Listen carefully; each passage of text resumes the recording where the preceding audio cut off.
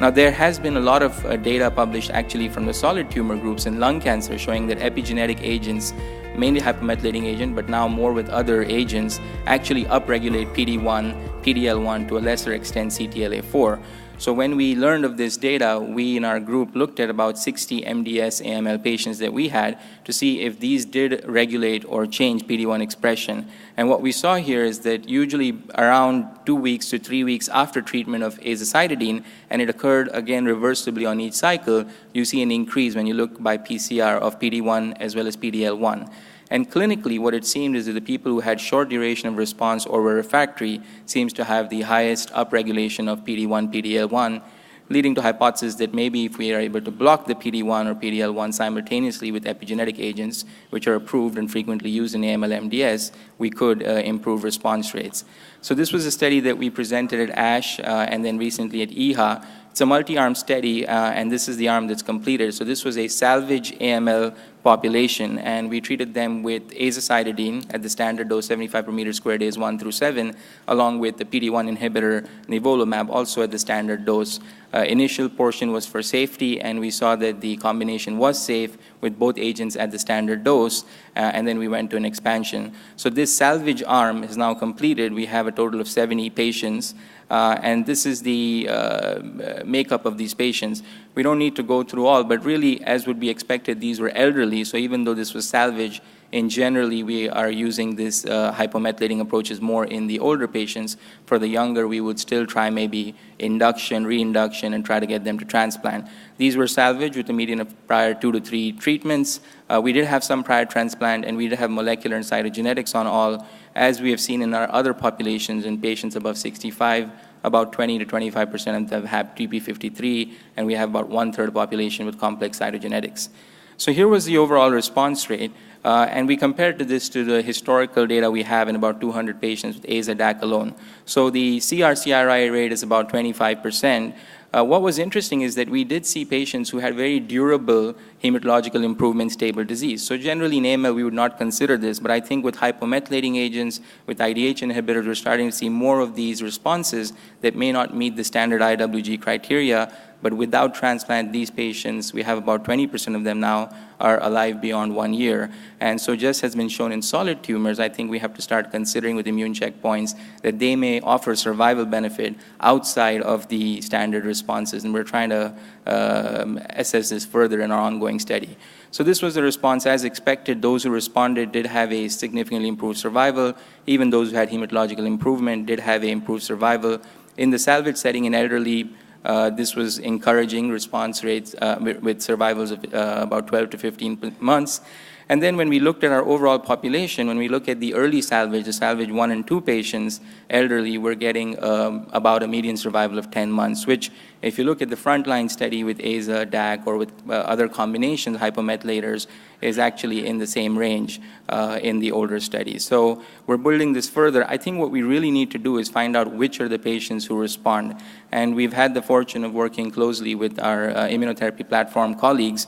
What we were able to, and some of this work is ongoing, but with the initial data, what we were able to see is that people who have more T cells, so they have a higher CD3 infiltrate at the baseline, seem to have a better chance of response. So these are the responders in orange, and these are the non-responders. What's also interesting is that even early on, this is only end of cycle 2, we are seeing that there is an increasing T cell population developing in the responders, but this is not seen in the non-responders.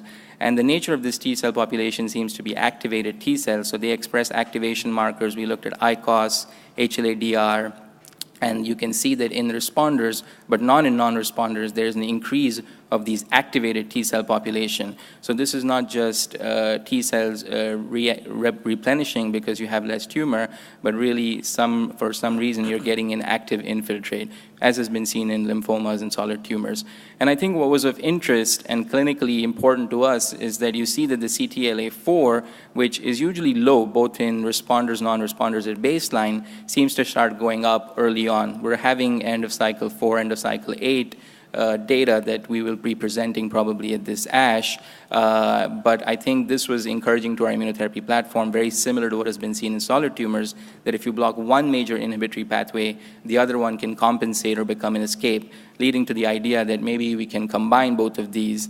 And that's kind of where we're at this time. So now in the salvage setting, we have a combination, both in AML as well as in MDS, of aza/nivo at the standard dose, and we are trying to figure out the dose of ipi because there are different dosing regimens that have been used in solid tumors, and we want to be cognizant of the toxicities. But if what has been seen in melanoma, in bladder, and renal cancer is true, we're hoping that we will see improved response rates when we're able to combine both these pathways.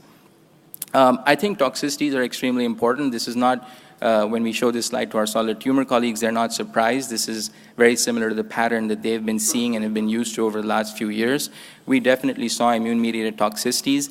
If you look at all grade 2, 3, and 4, there's about 20-25%. The good thing is that they are manageable, and we had only 2 deaths out of the 70 who we thought may have been related and not controlled immune toxicity.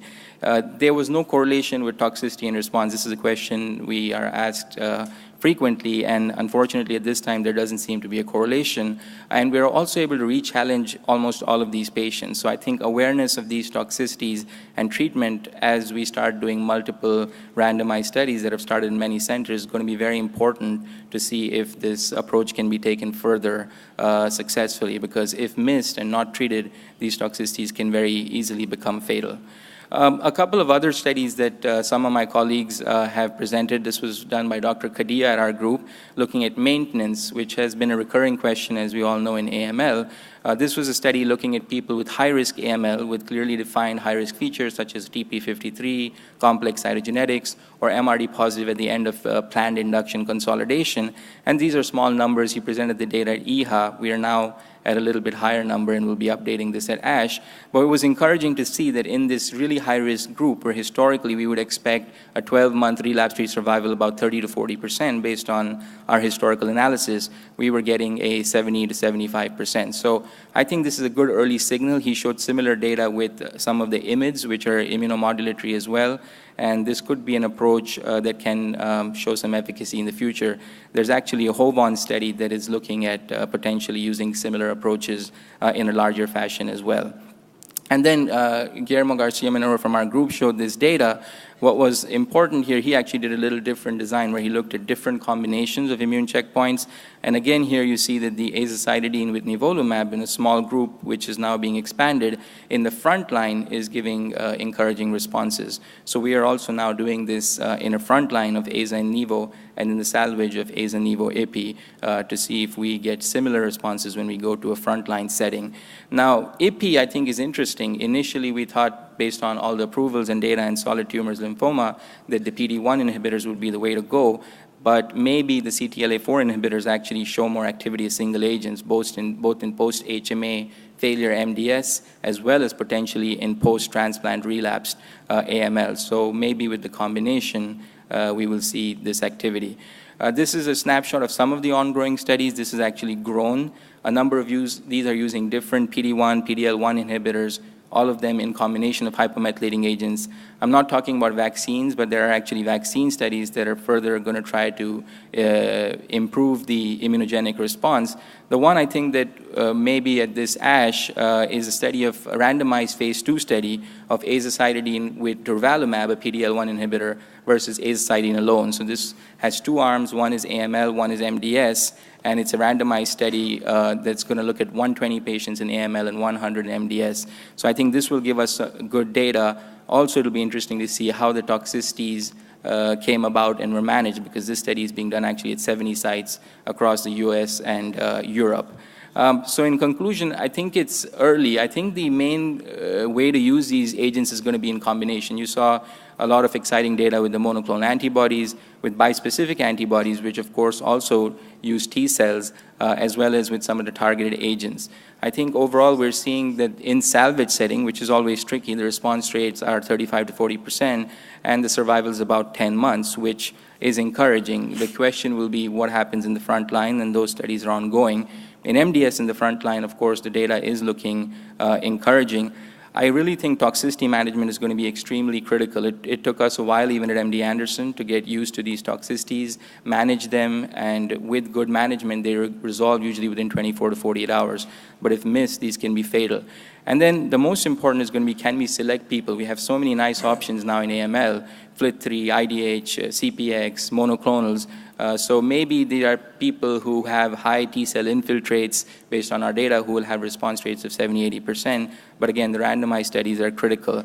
And I think the good thing with these agents is they don't have myelosuppression, they don't have the similar toxicities. So what we're trying to do is see if we can combine them going forward, either with monoclonal antibodies, with other immune checkpoints, or with targeted therapies. And I will stop there. There'll be a lot of the data presented on different approaches using these at ASH, and hopefully we'll know more.